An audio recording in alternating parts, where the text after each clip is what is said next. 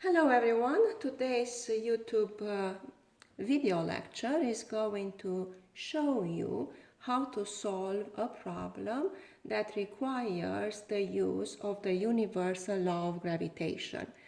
This is the equation that goes with this law that was presented to you in my PowerPoint slides, and we are going to see how to use that equation now together with a free body diagram for a scenario like this. So what we have here is four objects, identical objects of mass capital M, located in the four corners of a square of side R.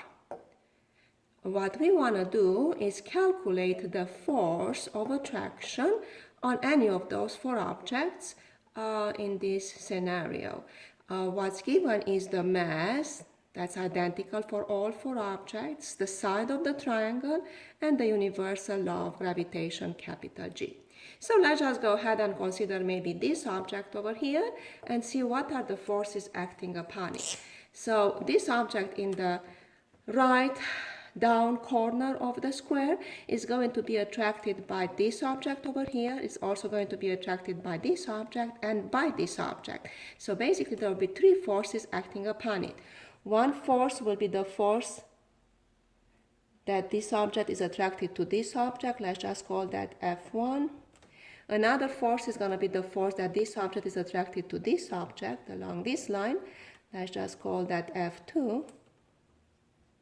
And finally, there will be another force of attraction between the objects in the opposite corners. So let's go ahead and draw the line of connection between them here, so we can see along what line this force will go.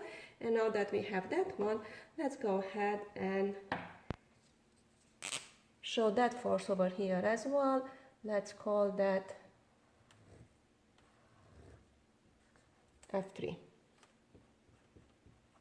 So now we need to calculate the force on this object, which would be the force net. Maybe we should rewrite that as a force net.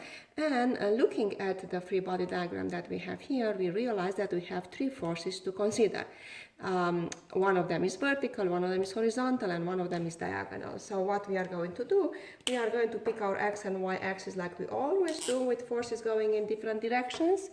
We're going to go with the horizontal x-axis, a vertical y-axis. Let's call this x, and let's call this y, and realize that the only force that has to be resolved is the one in blue, F3, since F1 and F2 are already on the x and y axis. So when we resolve F3 carefully by drawing perpendiculars to the x and y axis, we are going to get these two forces. Let's go ahead and draw them in blue. One of them will overlap the existing horizontal force there, and the other one will overlap the existing vertical force there. A bit longer each of them according to my diagram here. Let's call this one, the horizontal one, F3x, and the vertical one F3y. So then we can now see that in order to calculate the F net acting upon this object, we need to calculate the F net x, the F net y, and then get the Pythagorean theorem to calculate the magnitude of that resultant and the inverse tangent to calculate the direction. So basically our new, I'm going to draw it right underneath over here, a new diagram that will show this is going to look like this. Let's just continue with the same x and y with the same y axis here for ease of drawing. Here is my object M. I'm going to just move it down here, and we can see that up here on the y-axis we have two forces. One of them in black is 4 centimeters, the other one in blue is 5. So altogether we should have 9 centimeters of a force net going up here. Let's draw that in green now. And that's going to be 9 over here. So there we go. This is going to be F net y. And on x we have the same thing, 3 over here, and 4 over here, and 5 over there, so 9 on the x as well. The horizontal net force of 9 F net x. Again, this is going to be the horizontal x and that is the vertical y. And to get the net force that we are looking for, we just need to put this together.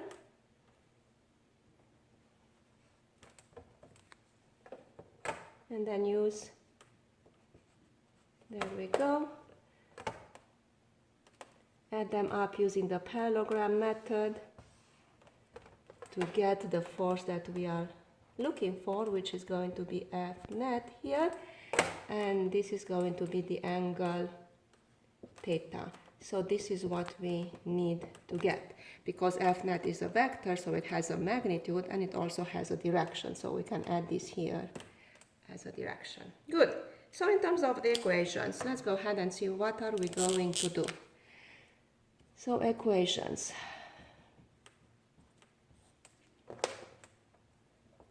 Let's separate those from the diagrams here.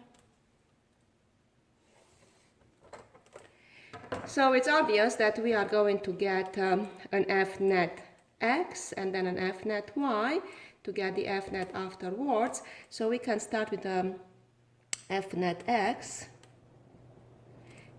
is going to be this one, which is going to be the vector sum of these two. So let's pick the positive here in this direction, and let's pick it for the y as well in that direction. So then F net x is going to be F2 plus F3x. So we have two forces here, both of them positive.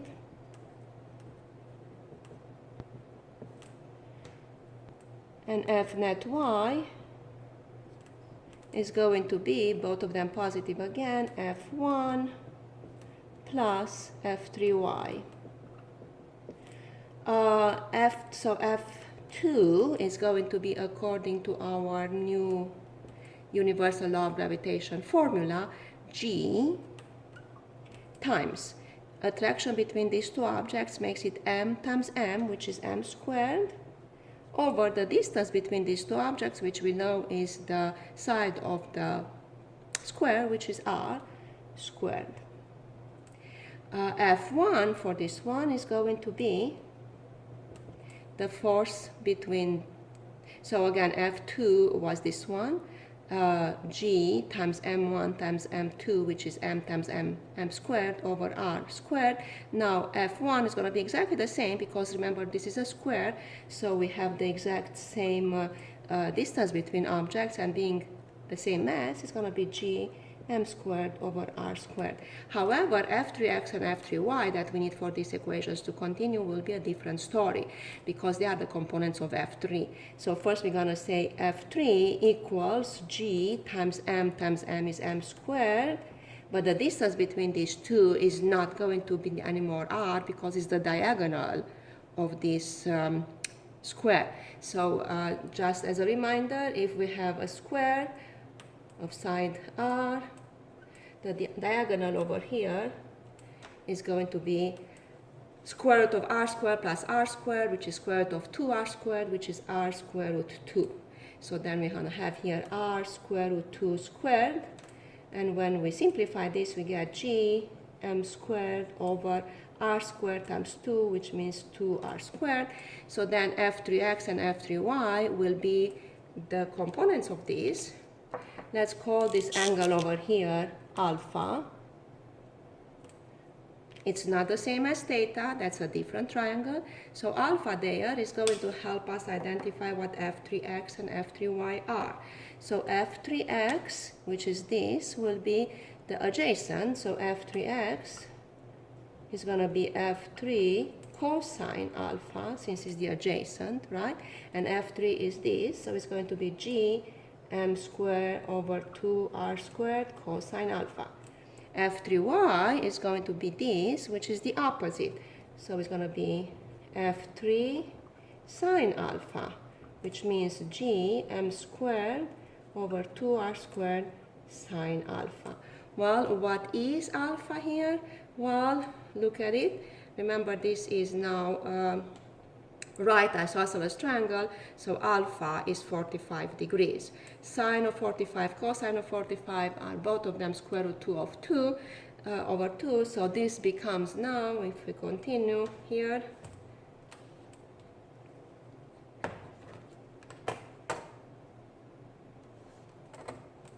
f3x is going to be g m squared over 2r squared cosine 45, which means g m squared over 2r squared square root 2 over 2, and f3y, the exact same thing, because sine and cosine of 45 are the same thing. So f3y will be equal to f3x and will be equal to g m squared radical 2 over 2 times 2, 4 r squared.